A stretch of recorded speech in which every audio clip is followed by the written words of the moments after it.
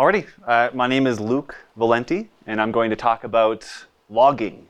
And I originally titled this Embedded Logging Case Study from C to Shining C++, but what I should have titled it was Performance Sensitive Logging Case Study from C to Shining C++.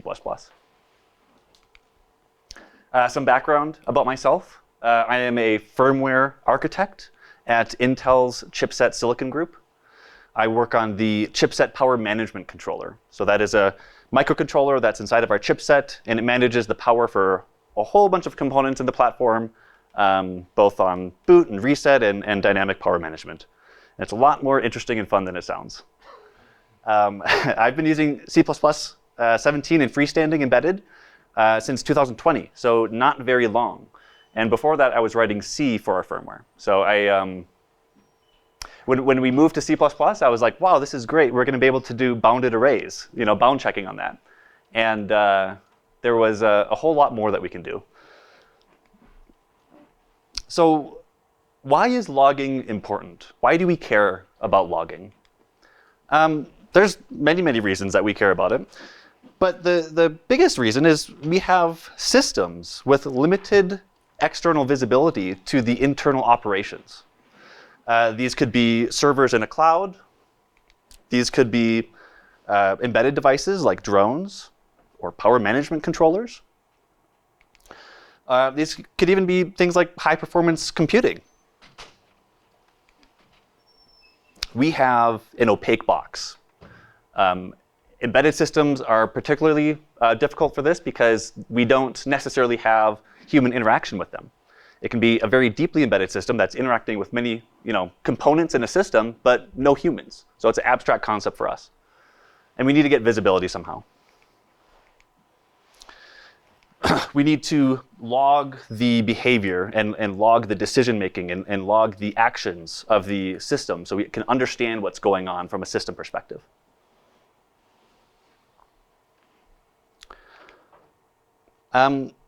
Why does logging performance matter? Well, the performance of our logging system will dictate the quality of our log messages and how many we feel are safe for us to add. If we're worried about killing the performance of our system by adding one log message, we aren't going to be adding nearly as many log messages as could be useful for us. On the scale of performance requirements from low to high and hardware capabilities from slow to fast or small to big, there's this line that we want to follow. And this line follows matching our hardware capabilities to our application's performance requirements. If we go below that line, we are spending a lot of money on performance that we don't need. If we go above that line, we can't actually satisfy the requirements of the application.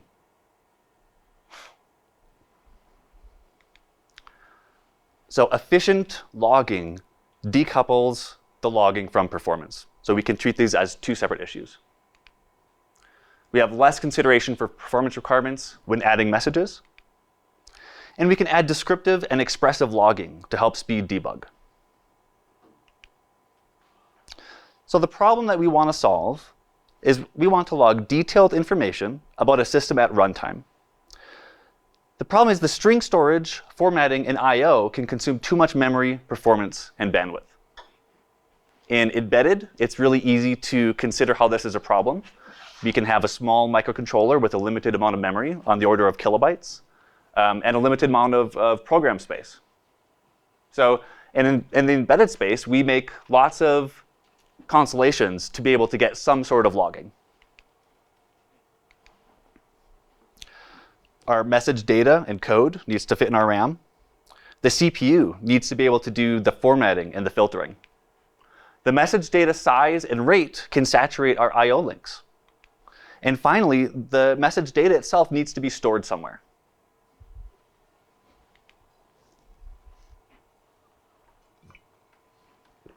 When it comes to RAM, there are two parts. There's the instruction memory.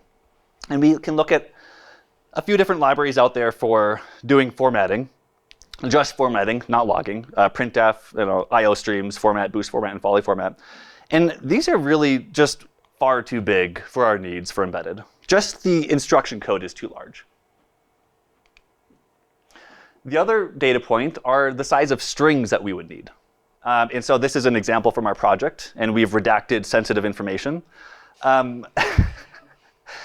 what you can get from this is that the size of the string data alone can be equivalent to the size of our instruction memory. And so it could cause us to double the size of our memory requirements. We have our CPU, and we have a embedded CPU with limited capabilities and power requirements. So things like I/O streams are really out the window. Printf also slow and even dangerous. So we'd like to avoid that.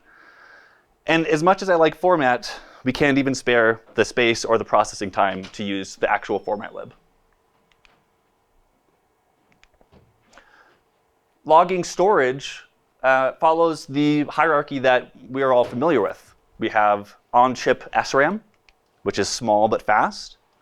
System DRAM, which is large but not quite as fast. And we have disk storage, which is slow but enormous.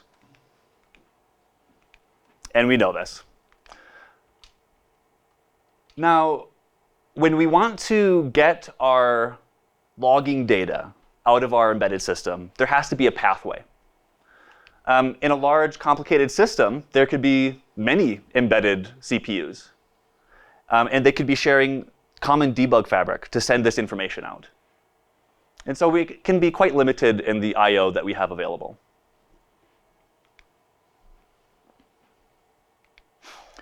What we really want is detailed, expressive, and useful log messages. This makes us very happy. We can understand what our system is doing from the high level without having to connect a debugger and go through the source code. This is really powerful when we have a large team of validation engineers, for example, who are consuming this and needing to understand what is going on in this central component of the system. They don't necessarily have the knowledge to go into the debugger and understand what's happening in the assembly. But having application-level log messages enables them to do more. If our logging isn't performant, or if our logging is difficult to use, we get fewer log messages. And if it's really hard to use, or if the performance is really bad, we get very few log messages. And then not only are we unhappy because people are asking us all over the place to help debug problems, everybody else is unhappy too because it takes a lot longer. We need to shrink the size of our message, data, and code. We need to reduce the requirements on the CPU. With smaller message data, then our I/O is not going to be strained as much. And our storage is going to go down as well.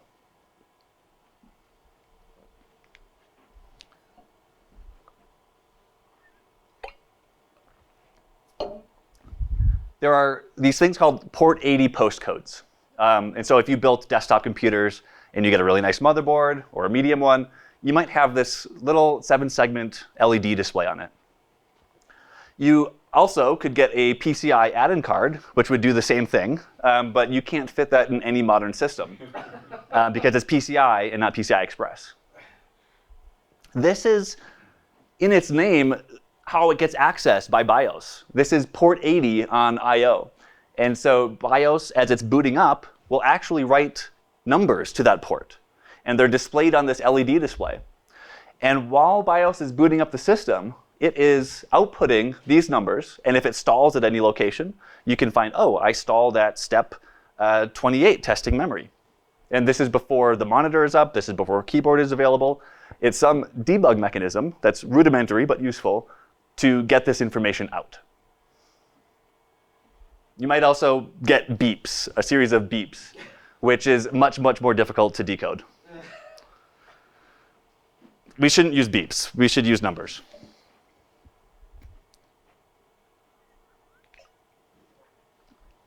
Let's compare a simple string message with an integer ID. The string message will take at least 26 bytes. And our ID will take 4 bytes. If we use string views, then our strings will be a little bit longer. If we decided to use I/O stream for some reason, we might start including it and then back out very quickly, because the second we include it, there is this static initialization. We don't like static initialization. We like to use constexpert or constinit to guarantee that we don't have that. But if you went further, your fears and concerns would be justified, as I/O streams is not friendly for embedded environments, regardless of what you do. Then you might be tempted to use printf, which has a much nicer call site. It's understandable, but we have other problems with printf, and we still have to potentially format and transmit that string at runtime. And we'd like to not have to pay for that. If we use integers, if we use IDs, then our logging becomes very, very simple on the compiled side. We simply load the literal value of the ID, and we send that to our log function. And our log function might go to a serial port or some high-speed debug interface or a Mipi syst type interface. There are lots of options. So our solution probably is, map log messages to integer IDs. We have to do that somehow. There's lots of options. There's good ones, and there's really ones that are painful. And if we do this, if we can make it easy to map our log messages to integer IDs, we can create more log messages with fewer resources. So let's go on a journey through the land of catalog IDs. And our first stop is going to be the method of manual ID allocation. This is the most painful method and most primitive. And so what we do is we basically think of our messages we want to send, and we allocate IDs to them. It seems very straightforward and simple. What could go wrong? And then we get to coding our program. Here we have some simple USB device driver. It doesn't really matter what it is. It runs on a system, and the validation engineer comes back and says, hey, this is just hanging, and I don't understand why. So we go through and we add some messages, and we say, hey, this is going to be an info message for the USB module. We're waiting on the initialization process. And then you're like, well, maybe we're running into an error. So we're also going to check the error bits, and we're going to log out an error if the status code for the error is set. And we compile that, and of course, these symbols don't exist because we have to go back to our USB header file, and we have to add these into the enum, and then to our log modules file, and add that into our top-level log modules. This is how we had done it. This is how we did it in C. And this is not very fun. The details of this don't matter, but we had to put in basically metadata for each of these messages that describe what it is there any payload, and what is the payload in some sort of doxygen-like syntax. And then we had this log modules enum, which had a list of all of the different modules that could log things. We don't really like this because this kind of couples things together in ways that are uncomfortable, and it's very, very tedious to do. So the build process, we have to actually go through and parse the message enums in the source code. So there's like a Python script that goes through, extracts that information, parses the metadata, and generates an XML. And then we compile our firmware, like usual, and load it onto our debug system.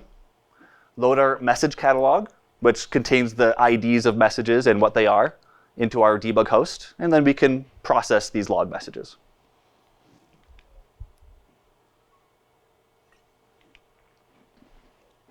Now, the actual data that gets sent is just a packet of binary data.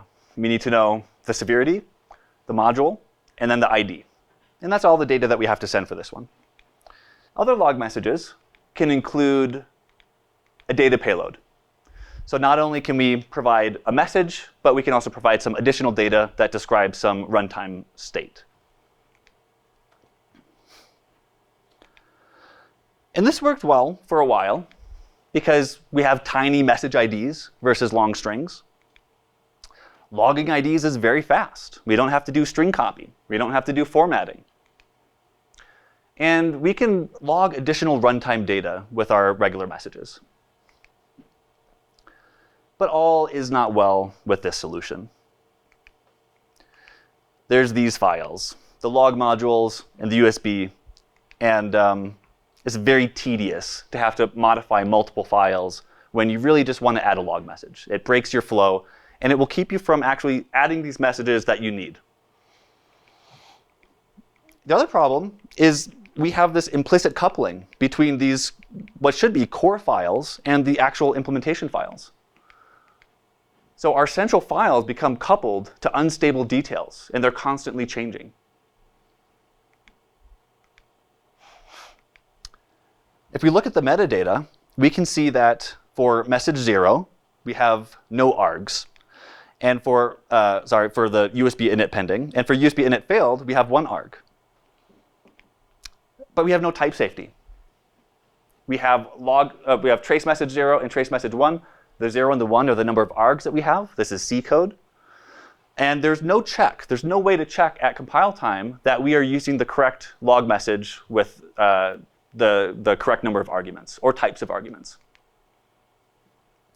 So manually allocated IDs are no good. It's too much mental load to add these, and it breaks the developer flow. It creates a fragile code base because these central interface files are implicitly coupled to our business logic, and it's error prone. So I thought long and hard about how we can solve this, and I thought, well, I have a really good idea.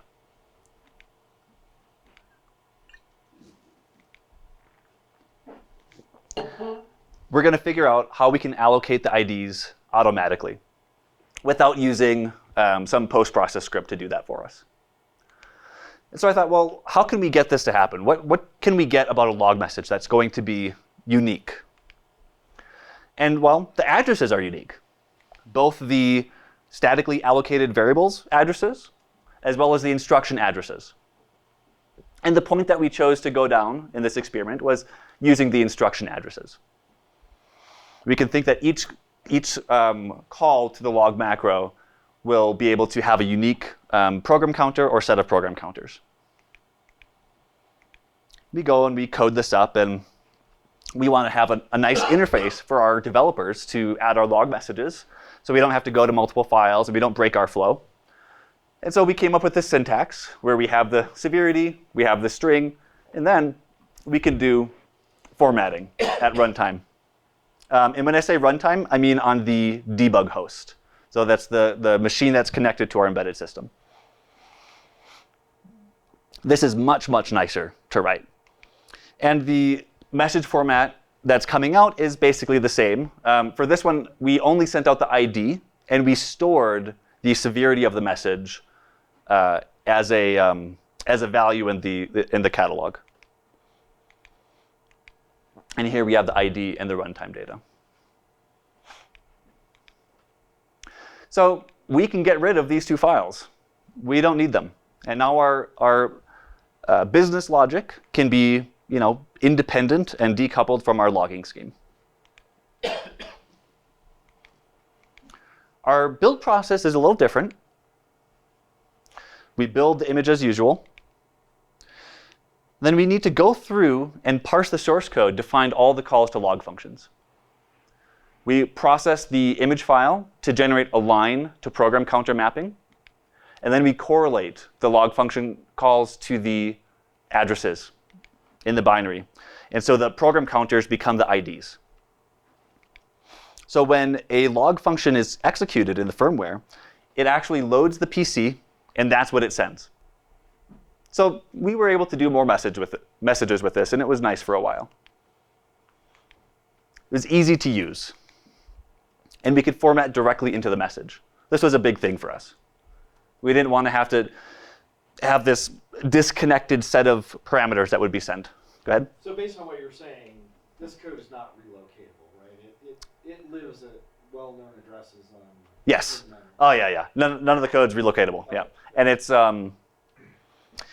this method is like that. Yeah. Okay. There are problems with this. That wasn't the problem that we ran into. We ran into a more insidious problem. the line number debug information was not reliable. It would not be consistent. As our project grew, eventually we would lose the line number information for program counter locations. Also, we couldn't do anything interesting with the log strings in our source code. But we needed a fix. Our validation environment depended on some of our messages. It helped our validation a lot. It was really good for our debug engineers. We needed this to work. So we had to come up with something quickly. And the solution, which was much, much more reliable, was to use string hashing.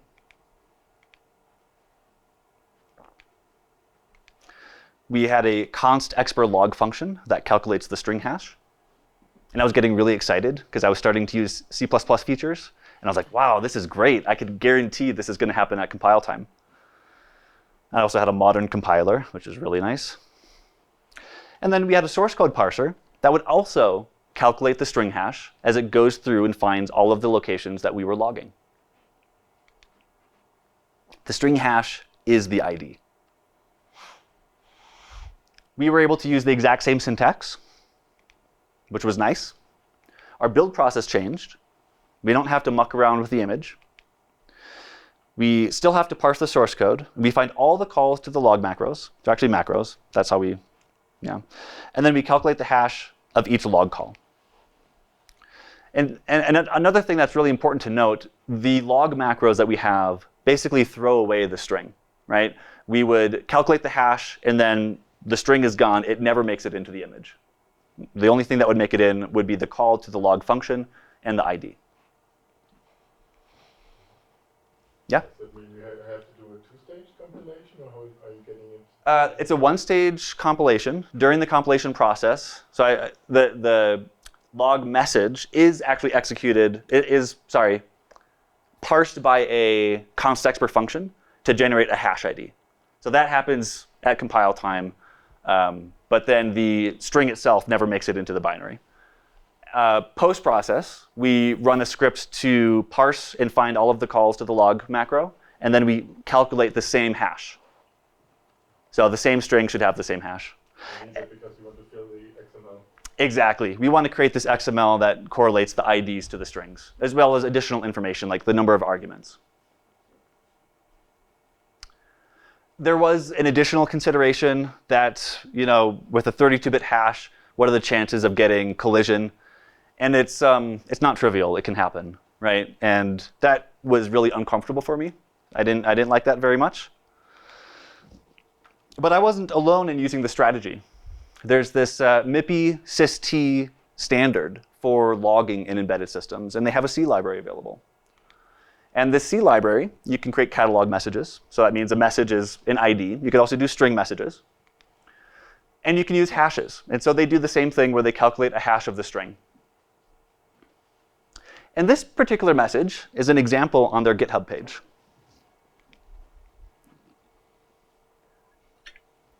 And it made me a little bit sad.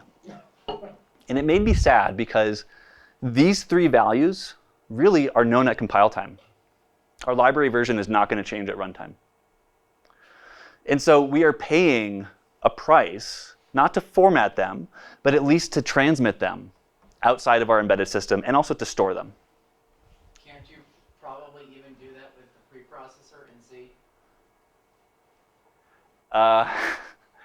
Maybe. Yeah, maybe. That would be interesting. The question was, can't you do that with a preprocessor in C? And the answer is maybe. I don't know. I wouldn't want to try. But this worked. And the biggest plus that it had is that it was reliable over the program counter strategy.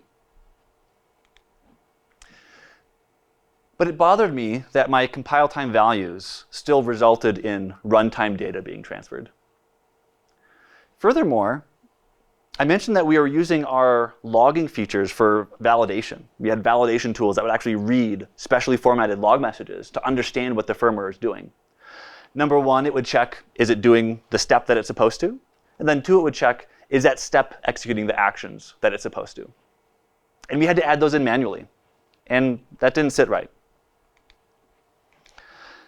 So we have a set of desirable features.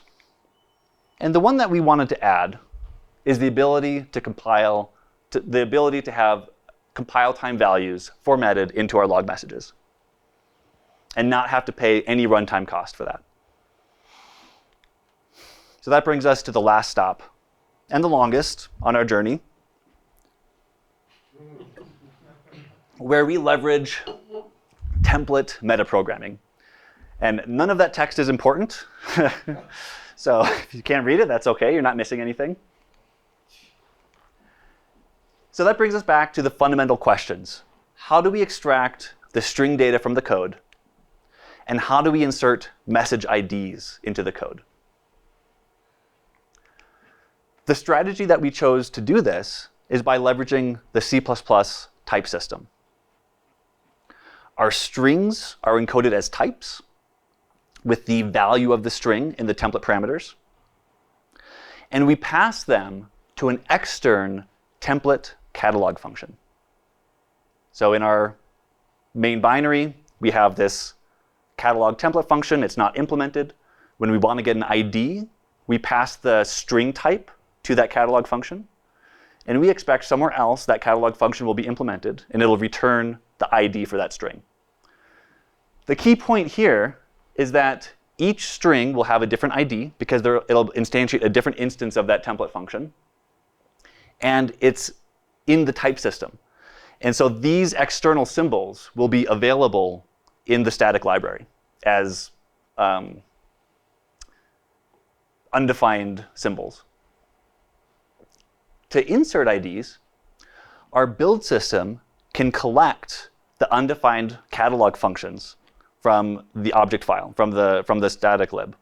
And it convert the type names back into strings, assign an ID to each one, and then generate a CPP file that implements all of those functions for us, as well as the catalog file. And the type that we use for this is string constant. String constant looks like this. It's very simple. Well, this part is. There's more to it. But to get this basic concept of these catalog IDs, this is where we start. And then here's our extern template catalog function. With this, we can construct a string constant saying hello. And we can pass that to catalog to get the ID, and then pass that to our log function. And our compiled code looks something like this. We have to make a call to catalog. We don't like that.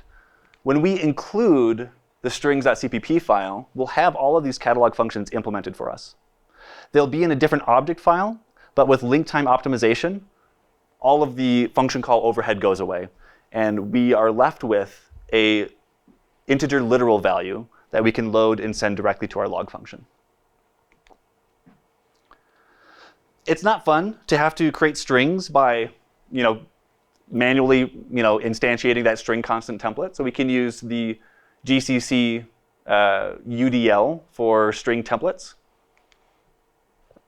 And then we can modify our log function a little bit to take in a string type value. And now we can log hello.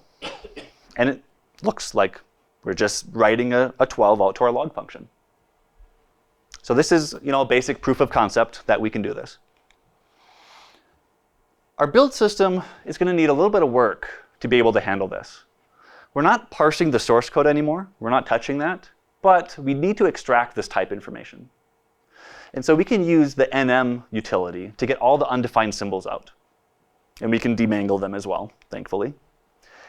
And the symbols text file will contain many of these undefined symbols for the catalog function.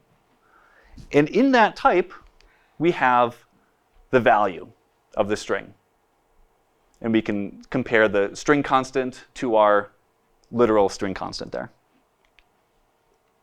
Once we have those, it's trivial to parse that and generate a CPP file that implements the catalog function for each one of those strings. We can also generate the strings.xml file for decoding them. And this is an example of a Mipi syst XML file where we can have many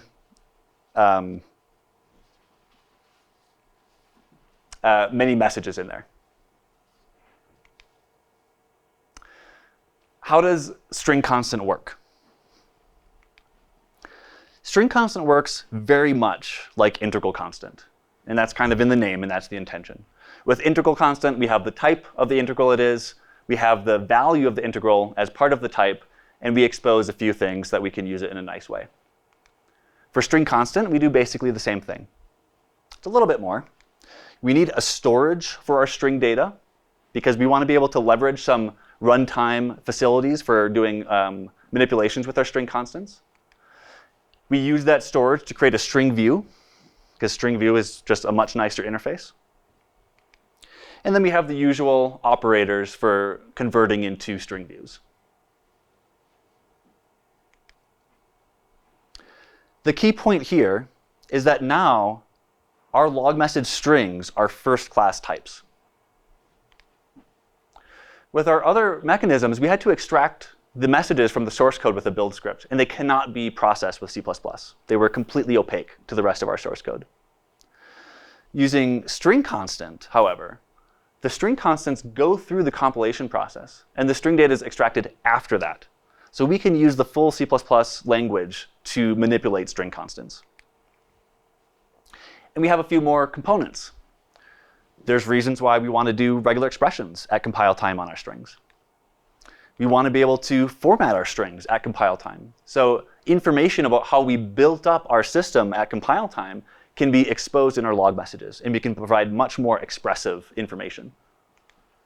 And finally, there's a logger component, which I won't be talking about today, but that's a very thin part, and that is almost the only part that actually makes it into runtime. Everything else that we do is happening at compile time. So let's look a little bit closer into string constant. For string equality, we can use a template function that matches the characters, or make sure that they're not the same for inequality. For less than, we can just leverage string view. For string concatenation, we can combine the pack from the left-hand side of chars with the pack of the right-hand side of chars and just create a new string constant based on that.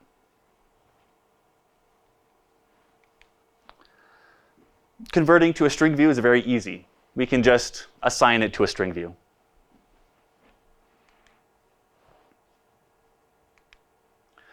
Converting from a string view is a little bit more involved. And this is something that we want to do because we can interface with libraries that have string views if we do this. So we can convert from this value into a type. And the way that we do this is with this create template function.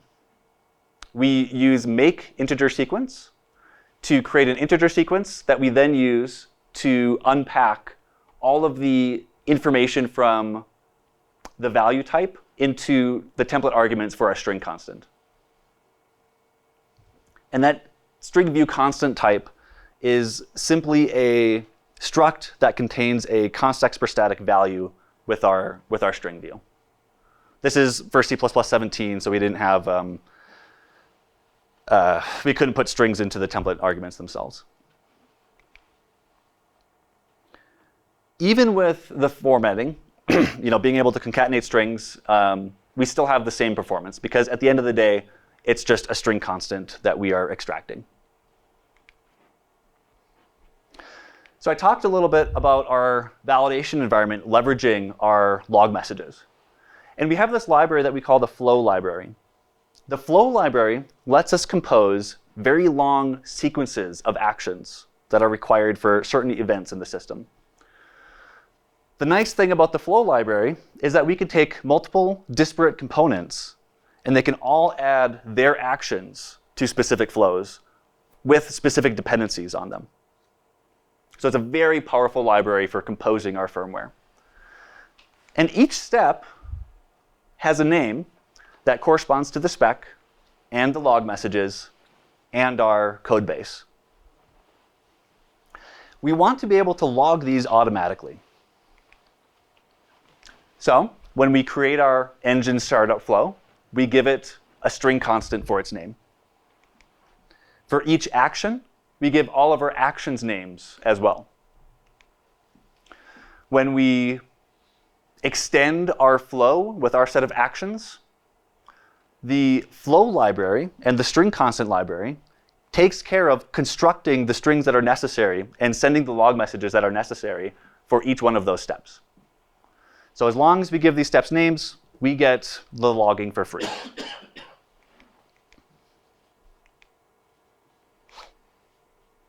This is really useful, just having the logging at this level, because now our engineers can quickly pinpoint exactly what the system is doing, and they can correlate that to the system spec, the spec that everybody needs to understand and speak. And it's a very small effort required from firmware engineers. At some point, we'll have a conference talk on this library, because it does lots of really cool things at compile time, and it's fun, but not today. We actually want to do regular expressions. And so instead of writing a regular expression library, we're leveraging CTRE because it's awesome, and it works at compile time. As long as string constant implements an interface that CTRE can use, and as long as we wrap the CTRE functions to provide string constant outputs, then we can use it. Additionally, we can add support for substitute. With string constant, we can create brand new strings at compile time of whatever length that we need.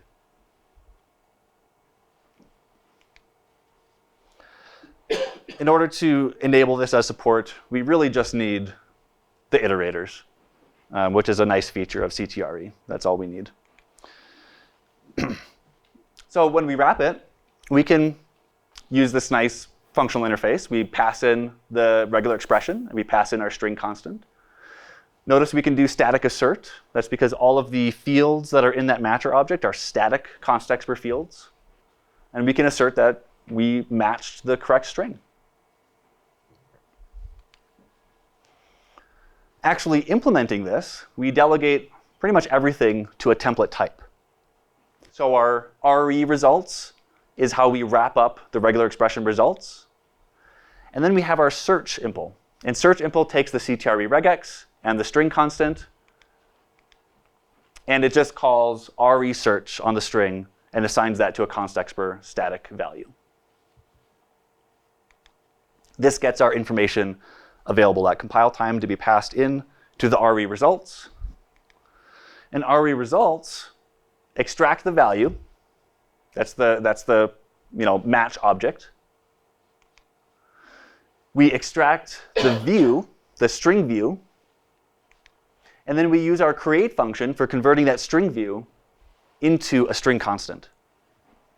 And there's more functions for gathering capture groups and manipulating those, but those are not listed here for brevity.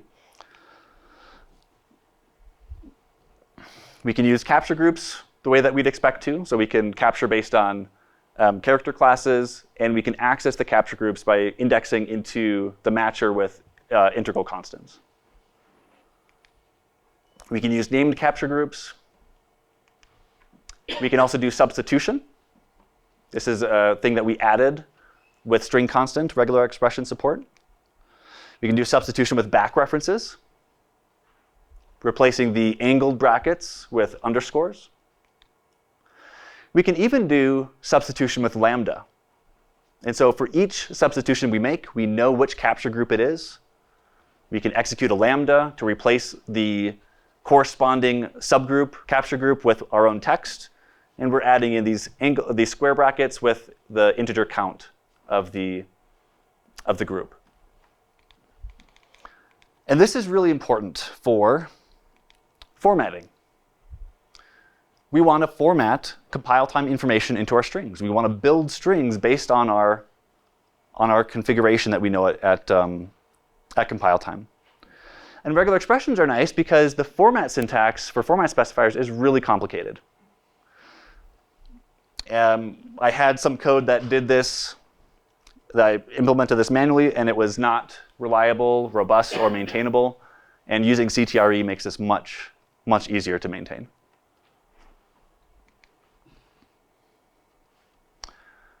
So we want to make sure, can we format runtime data? And the answer is yes, we can format runtime data. We have to treat this a little different. We can't just return a string constant. So we return this lazy string format. And this lazy string format just contains a string constant along with a tuple of the runtime data. The really cool thing that we want to do that's new is formatting integral types at compile time, like integral constant. When we do this, we can take some parameter that we have for how we built up our firmware, and we can format that into a string. So we're saving the space of having to load that data from some location and then append it to a message and send it out. We can also do formatting on our integer values, so we can get hex values or many other options from the format specifiers. We can format strings in. Now, this is really useful for providing expressive logging. We can format enums. So we can actually get, if it's a compile time value of that enum or const expr, we can get that and we can extract the name and we can format that. And that's important for reducing the load on debug engineers. So they already know the decoded value of that enum.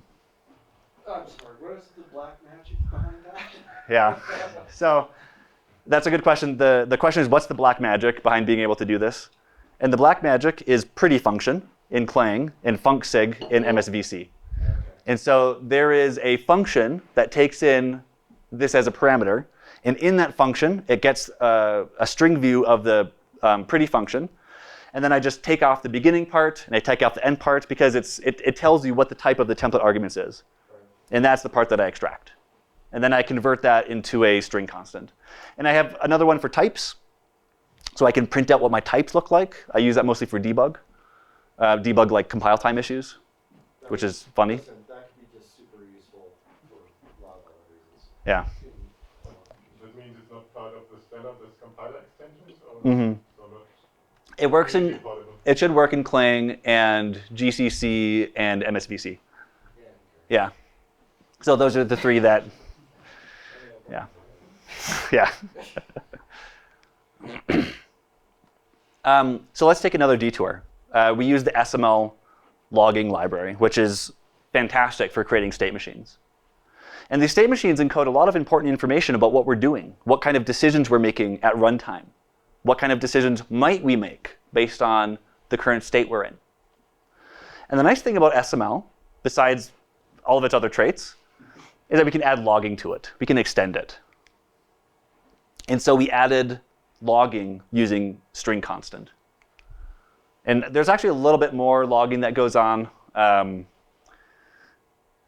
I'll get into that in a moment. But each time we make a transition, we log in. Once we get into a state, we can log the potential outgoing transitions, which is really important because we are telling the debug engineers, this is the state we're in.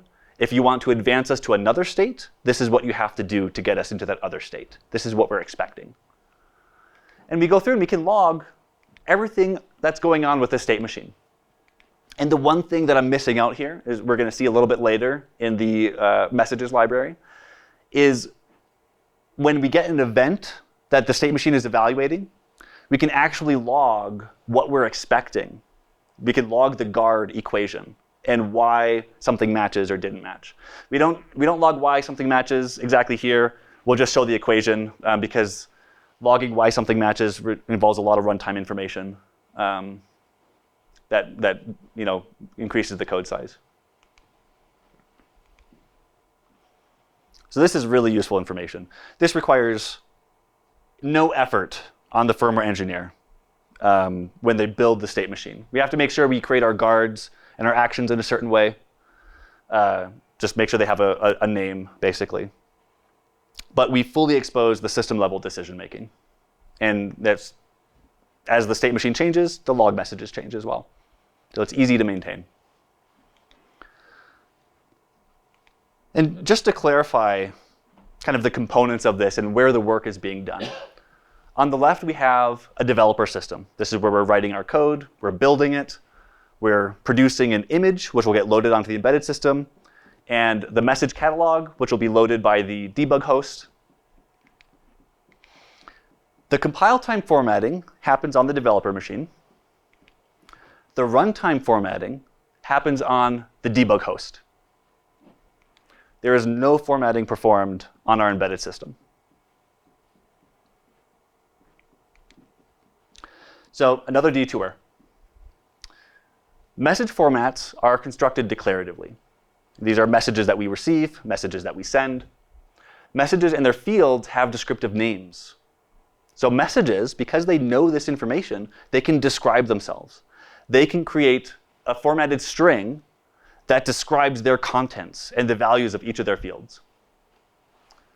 Message callbacks have predicates that decide whether or not this message matches that particular callback. Should that callback process it?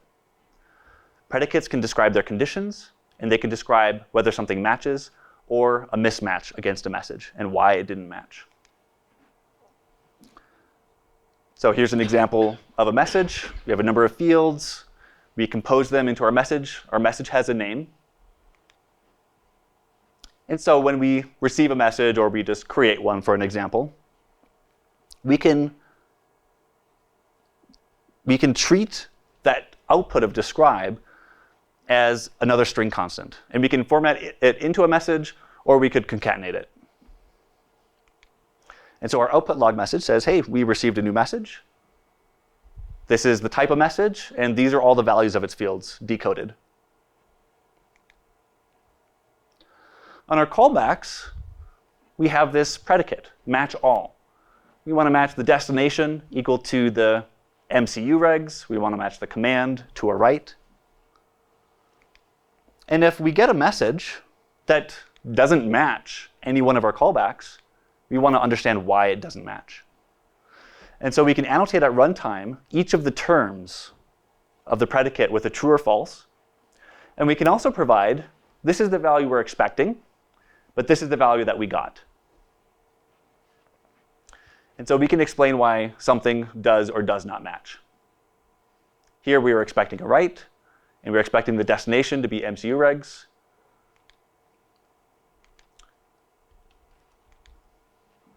And so we can pinpoint where exactly the mismatch is occurring. And we can do that for each one of our callbacks that we have. So when we get a message and our firmware doesn't process it, we can understand exactly why we didn't process it.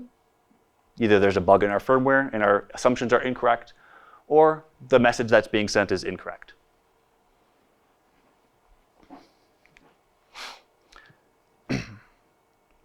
Because logging with string constant is so easy to use, efficient, and expressive, we use it liberally. For long sequences of operations, we can log out every single step. For state machine transitions, for asynchronous events, receiving messages, unknown messages, or interrupts. Any point the system is waiting for some other event, we're waiting for a bit to be set, or we're waiting for a message to come in, we can say, hey, we're waiting for this. So if we appear hung, this is why. Any point the system makes a decision. Warnings, errors, and critical exceptions. We can log all of this, and many of these items are logged automatically because our core libraries use declarative syntax to build up their descriptions. So all of these different components have names, and we can use those names to log what's happening.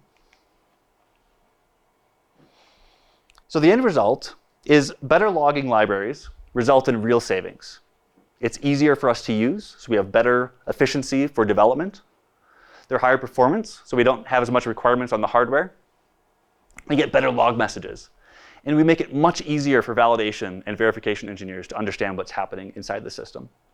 In some cases, it could be as much as 80% fewer debug requests coming to the firmware engineers themselves, because now our validation engineers have full visibility into what's happening. And our validation engineers aren't writing the firmware. They're not familiar with the code base. But they are familiar with the architecture and the architectural specifications.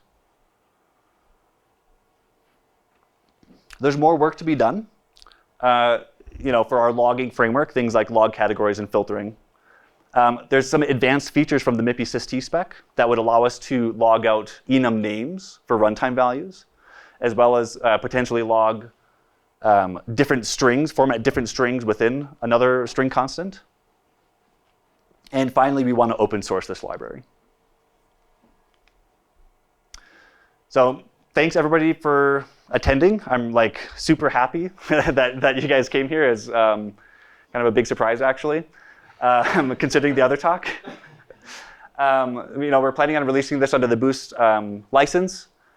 Check out the compile time, initialization, and build library. Because we have that, because we build all of our firmware at compile time, we know the structure of things. There's lots of extra logging information that we can extract at compile time as well. So that's a key enabler for this. Not required, but it helps. And for people watching on video, please check out Michael Cass's presentation on message handling and embedded. That's pretty awesome, and it ties into this presentation as well. And for any other open source libraries or announcements on existing ones, you can follow me on Twitter. Thank you very much, everybody. Thanks.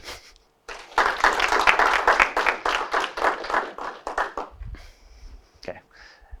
Any questions, comments, concerns? So, great, thanks. I was wondering how much, because as far as I understood, embedded is really hard to do testing. Uh-huh. And so, therefore, you have a lot of logging, I guess. But how much could you actually check and during the testing? Like check that the logging is working? Oh, okay. So the question is, how much could we test with the logging? No, how much could you test instead of relying on logging? I don't know what the ratio is. Okay. So how did we use the logging for testing? No, how much you would rely on logging, but on testing instead. Oh, I see. It didn't change our validation. Like we validate everything, right? So our validation strategy, like the content and coverage, is exactly the same. The difference is some of our tools for checking firmware that are making sure that the firmware is behaving correctly leverage the log information, specifically from the flow library. So because with the flow library, it actually builds a directed acyclic graph at compile time to figure out the dependencies between the various steps. So that we can compose multiple disparate components. They can have dependencies on some core steps. And then at compile time, we figure out what's the correct ordering to do that. So the compile time result is an inline function, basically. Each one of those steps gets logged out automatically. And so our validation collateral looks at that and says, hey, this step is happening now. According to the spec, are the dependencies taken care of? If so, then we're good. If not, then, hey, we executed this out of order. And then once we know that we're executing that step, then the checker can say, hey, I know what the actions are required for this step. So I know that firmware is doing this, and now I can make sure that the actions are correct. Yeah. By the checker, you mean a person? Or? No, thankfully, like an application. So we run simulations in like firmware simulations, then we run hardware simulations, and just tons of simulations in different environments. Logging is enabled in all of them, and in certain ones we have this checker that uses the log messages to check automatically. Yeah.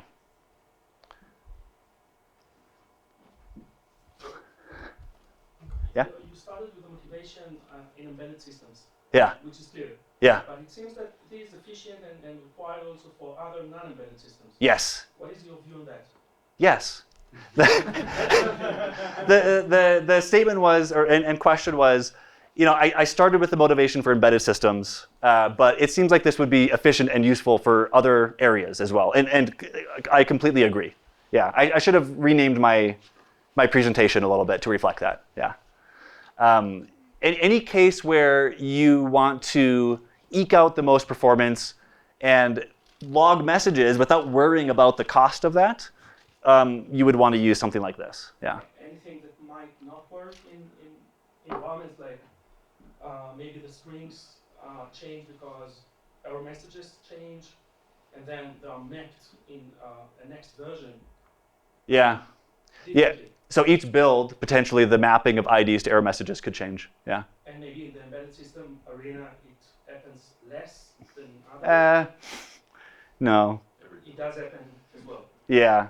Yeah. Because we're developing the embedded system, right? And we're validating it. And it takes time, it takes a fair amount of time to do that. So there's a lot of active development going on, a lot of changes to log messages going on all the time. So you really want to make sure that, when you release an image, you release the catalog file with it. And that you have a good versioning system. I should take notes on myself, what I just said. Chris? Yeah, I was just wondering, do you have actually release build without the logs? No, we always log. We always log. And there was a certain validation environment where they were disabling logging. And this was with like the original logging system with the manually allocated IDs. And they would disable logging because it took time to do that. It was slower. And with this new logging system, you can't disable it. The lowest level, we log to some debug register that's only visible in simulation. You can't really use it. And then we track, every time we write to that register, we track that. So in our simulation, we can decode the log messages, even if we're not logging to our external interface, right? And so they can be happy. They don't have to pay most of the simulation time for logging. And I can be happy because they still see the log messages and they can still debug things without asking, as many questions. It really enables them. It would be a little bit interesting in how this was created. Was this sort of like planned and then executed stepwise, or did you just sort of by accident you checked how far you get and see yeah. at the end you saw, okay, it's possible? So in the beginning, the first one that I wrote was the one that uses the program counter. And I thought I was so smart. And I thought it was going to be so fast and so good. It's just so clever. Like I would never come up with anything better than that. And of course that fell flat. And then I had to move the hashing. And then the validation tool that looks at the flow log messages, it wanted to know exactly which flow was running when a log message for a flow was sent out. And I didn't have an automatic way to do that. And I didn't even have a good way to do that manually. And I think I had implemented a manual way to do it, and I really didn't like that. Because we're in an embedded system, a real-time system, we can be interrupted with multiple different events. And so a flow could be interrupted by another flow. And so the validation tool needed to understand that this is actually an action for a different flow, not the first one.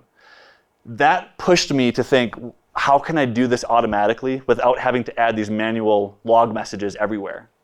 And I started thinking, well, I know you could. There's these papers on doing arithmetic operations on encrypted data.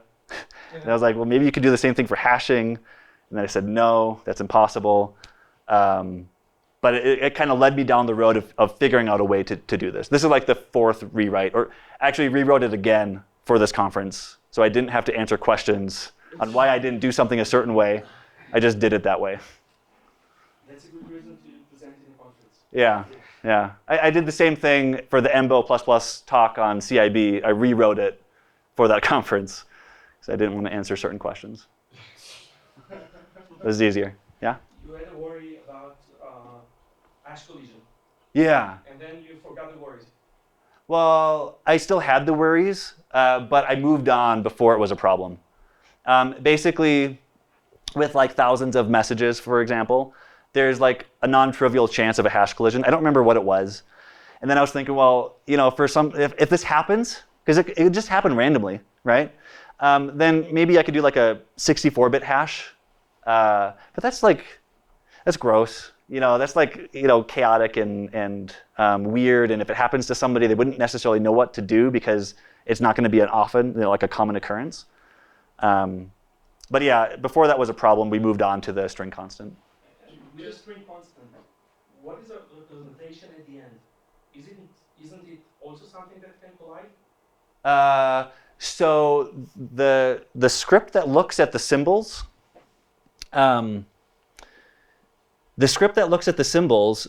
can allocate the IDs. And so for each unique string, it can allocate a unique ID. And it just extracts that from the static library. So let's see if I can bring that diagram up. Yeah, so here we have our symbols. And I just put one example because I couldn't use our production code and I was lazy. There's a lot of stuff to like handwrite. But yeah, it would be a unique ID per message, per string. Yeah. Peter? I can take it offline. Okay. I mean, we got time. Jeff? So you were mentioning C++ 17, so you don't have non-template type parameters. Exactly. And so does that mean you could leverage that if you had it? So the question is, we're using C++ 17, so we don't have non-template type parameters. Could we leverage that if we did have it? I think so.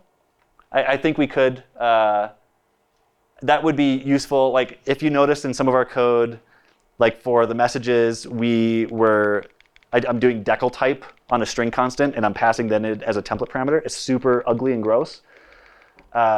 If we could do non-template type parameters, then we wouldn't have to do that. This is where Michael cheated, and it was okay. I mean, I'll forgive him for that. Yeah, that's fine. Yeah, we just switched. We had the same solution. We just switched to fixed string, which that was funny. Yeah, How much compile performance did you observe? same. Yeah. Okay, so the question that I have, and I haven't looked at this, about non-template type parameters, if we use a string, what does that look like in the symbol table, right? So when we get the strings out, what does that look like? Yeah, pretty much the same. The same? You have the correct numbers. Okay. So you cannot do external linkage with it. Oh, you can't do external linkage? No, like this one, you can't. But Oh. So we have our answer. So Chris is saying we can't do external linkage with non-type template parameters. So that would make it wouldn't work. But we could still make it a nice interface for users, right? If you want to pass in a string constant type. So what we are doing is we pass the fixed string as a non-template parameters, and after that we do conversion to the string. Yeah. We would do the same thing, I think.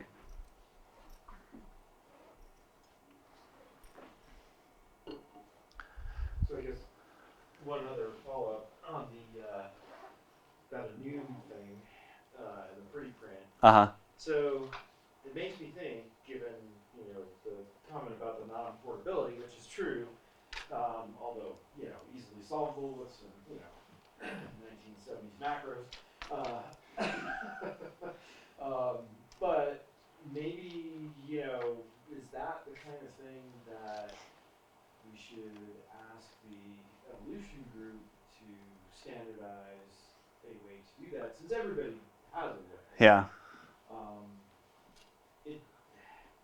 Would it be? Let me ask it this way: would it be important for the strings that come out of that to be the same? Yeah. Yes, it would. Yep. But it probably isn't today, right? I mean, if it's not the same, we could mess around with it to make it the same, right? I guess I'm just thinking of the basic problem of printing and units. Everybody has to do it. Yep. Everybody has some. There's- that they invent to do. So I got the idea from Magic Enum, right? Which does this at Is that runtime. what they do? Oh, interesting. Yeah. It's like, oh, somebody told me about it. I'm like, oh, I need to take a look at this because I want to do that. Okay. So regarding the stability of the printing the types, that actually is changing with each compiler sometimes. Yeah. You have angle bracket spaces, Yeah. and so For enums, it should be pretty stable. Enums you'd think would work. Yeah. But yeah, for types, it can be different, and I think that's okay. By the way, this pretty function hack, I also used it in my lightning talk for the set operations, Okay. right? I converted all of the names of all the types into strings, and I put them into an array, and then I sorted that. And then I used that to get the types and construct a new tuple based off of the sorted information. Yeah. Yeah. But I mean, that seems to me that that's a kind of small thing, which again is sort of standardizing existing practice, more or less. Yeah. Hand wavy, which seems like the committee is open to doing a lot of those kind of things, like unreachable or some Yeah. of the new things we're doing. yeah, the reflection proposal is It has that in it, I'm sure. Yeah. Well, that means we won't get it. Yeah. It's just, yeah. Well, but yeah, that's why I'm thinking. Here's a easy paper, a small paper right now. Yeah, but if it's already in reflection, we won't get it. Yeah. Well, we have to make it different than reflection somehow. Pull things out of contracts. Yeah. we have small question regarding the compilers you use, and it's like Intel, right? So are you using ICC? So the question is about the compiler, and because we're Intel, are we using ICC? The answer is no. We are using a compiler provided by our. We're using a compiler that's based on Clang. Yeah. But I want to open source this library, and so I want it to build with at least Clang, multiple versions of Clang and GCC.